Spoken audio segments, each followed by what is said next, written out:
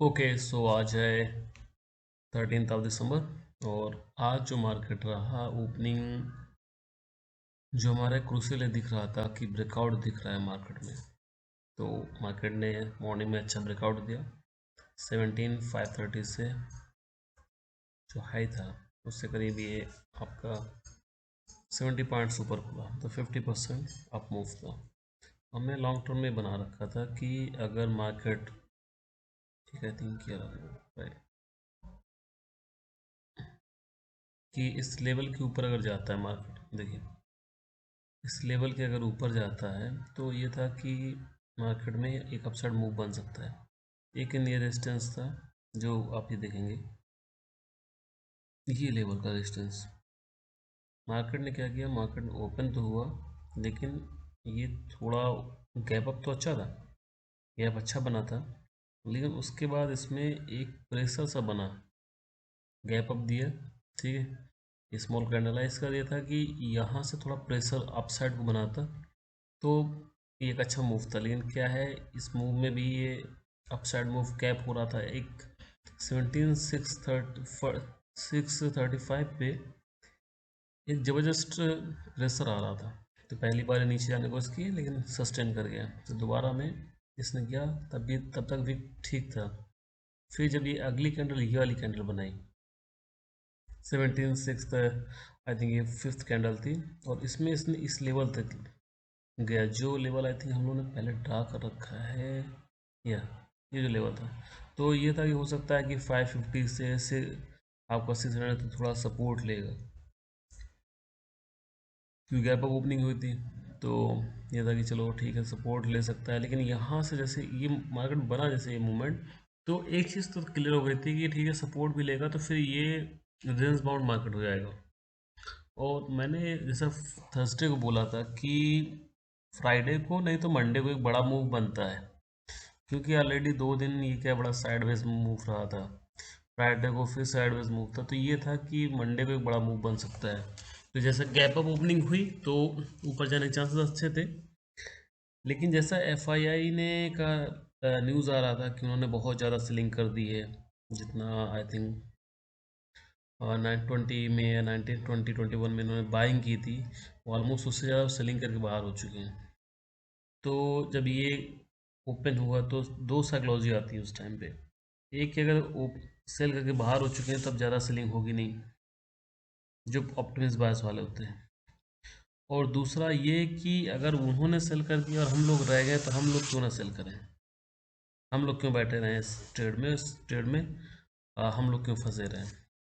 तो जैसा ये ऊपर आया तो कहीं ना कहीं ये चीज़ हो रही है कि जब एफआईआई निकल गए हैं तो एफआईआई निकलने के बाद तुरंत बाइंग तो करेंगे नहीं, अगर उन्हें लग, क्योंकि वो लॉन्ग टर्म हराइजन में देखते हैं कि लॉन्ग टर्म में कैसा प्रोस्पेक्ट है। अगर उन्हें लग रहा है कि लॉन्ग टर्म में सही नहीं है तभी वो निकल के बाहर हुए ना, तो वो फिर तुरंत बाइंग के लिए आएंगे नहीं, मतलब एफआईआई की तरफ से सपोर्ट मिलेगा नहीं, एफआईआई से सपोर्ट नहीं मिलेगा तो डीआईआई कितना मार्केट को खींचेगा।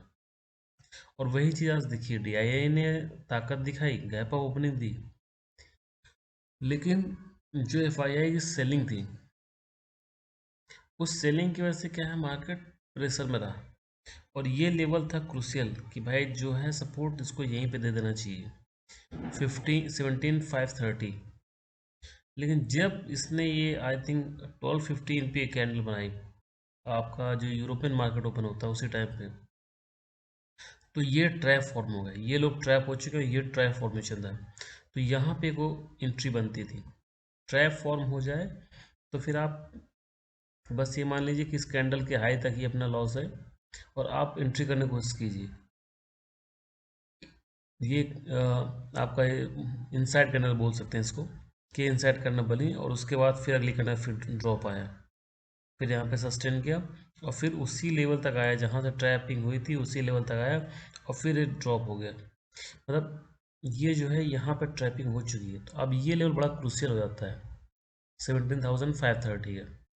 और ये जो लोग ट्रैप हुए हैं, पहले देखिए जो गैप अप में थे जिन्हें था कि बड़ा मूव है 600 वाले, वो तो ट्रैप हुए। फिर ये 17,500 वाले जो हैं जिन्होंने यहाँ पे बाइंग की होगी इस टॉप के पास में जो ब्रेकआउट प्ले कर रहे होंगे, तो 500 ये तो जो गैप अप मॉर्निंग में जो थे वो तो ट्रैप हो ही चुके हैं, प्लस ये जो लॉन्ग टर्म में खेल रहे थे BTST वाले वो भी बंदे यहाँ पे ट्रैप हुए हैं। अब अगर इस कंडीशन में जैसे देखो, अगर आप यहाँ देखो तो ये जो लेवल है 17,400 उनको भी ट्रैप कर बैठा है।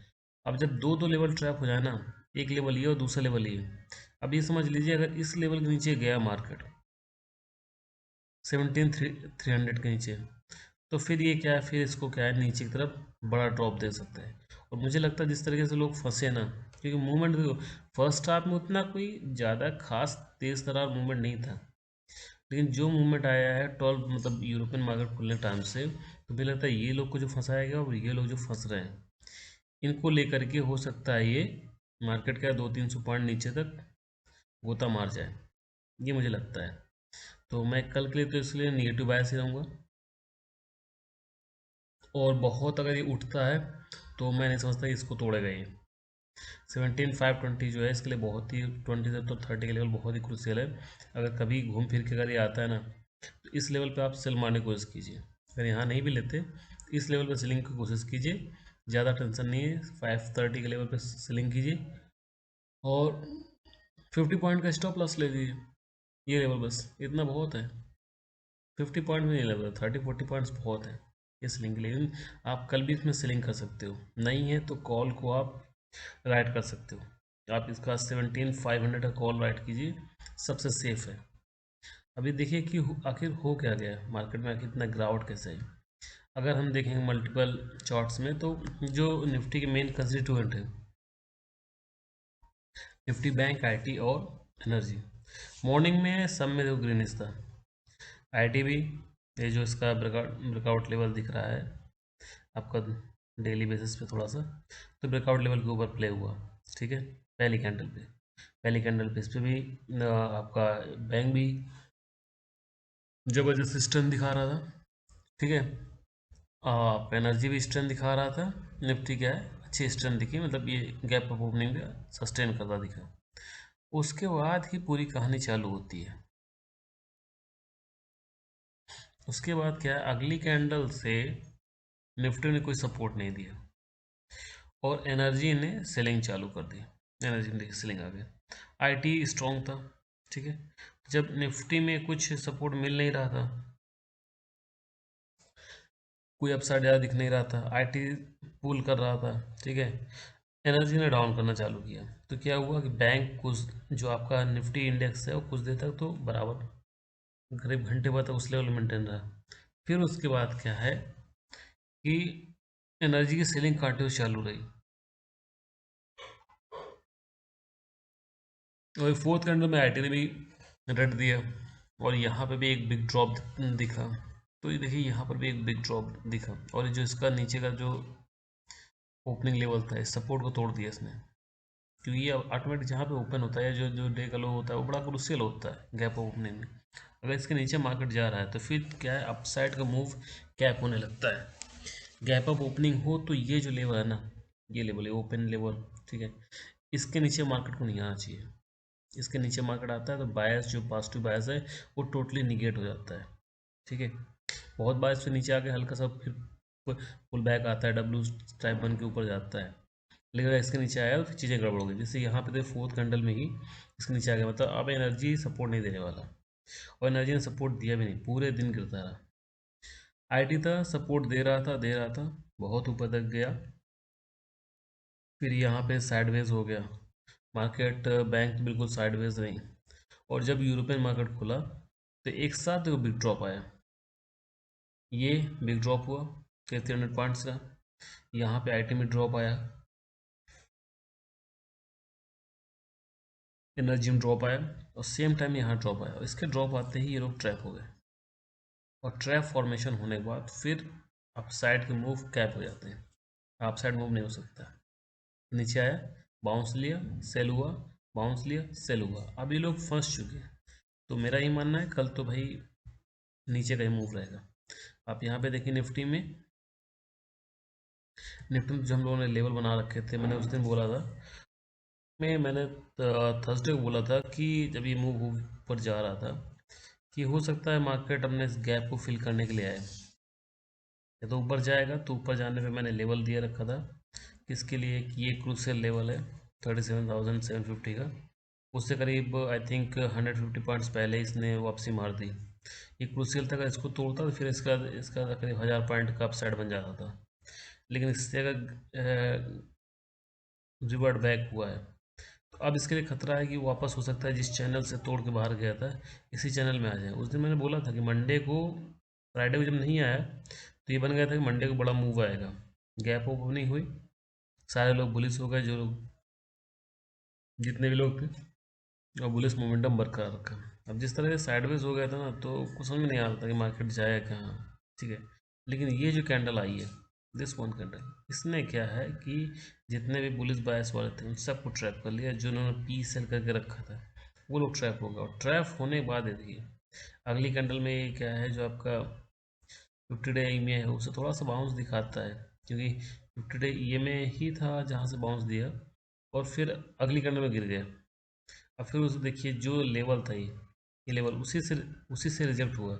आप उस लेवल को मानो या EMA को मानो, वहाँ से रिजेक्ट हुआ, और ये आकर के 200 डे जो EMA है उस पर सपोर्ट लिया आके, और यहाँ पे प्राइस एक्शन बेसिस पे ये अपना बॉटम भी था, जैसे लास्ट में 2 बॉटम बने हुए थे, वहीं पे उसी बॉटम के आसपास ही ये सपोर्ट ले रहा है। अगर देखिए अब क्या फंसने वाले लोग क्या है ना, ये हैं आपके 230 से लेकर ये जो लेवल है ना, ये फंसे हुए हैं, और अगर इन लेवल वालों को भी फंसा लेता है, जैसे 37 के नीचे आ गया तो 37 के ऊपर वाला लगभग सारा बंदा फंसा हुआ है, और अगर इसके नीचे जाता है तो फिर आप मानिए कि वापस चैनल में आएगा, और हो सकता है ये वापस 2-3 दिन 4 दिन में 35,700 टेस्ट कर ले, तो ये खतरा तैयार हो गया।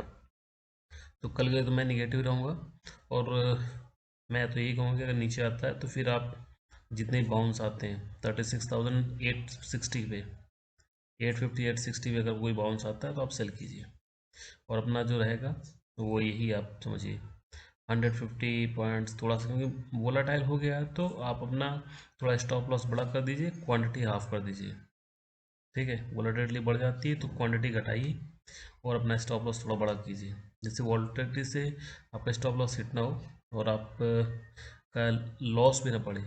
क्वांटिटी इसलिए घटाने का जिससे आपका लॉस ना बढ़े, आप बिल्कुल लिमिट में रहिए। साइकोलॉजी समझ लीजिए, लोग ट्रैप हो चुके हैं, ये ट्रैप यहाँ पे ट्रैपिंग हुई है, और अब ये ट्रैप हुए लोगों को नीचे ले जाएगा, ठीक है। तो देखते हैं किस हिसाब से ले जाते हैं, वो कल देखने को मिलेगा। Так дайте пацанам посчитать потери. Суммы нули погибают на сцене. Снова один прогуляюсь без тени. Заливаю лик, поцелуй на шее. Эй, эй, как дома. Правда назад, черный каскад.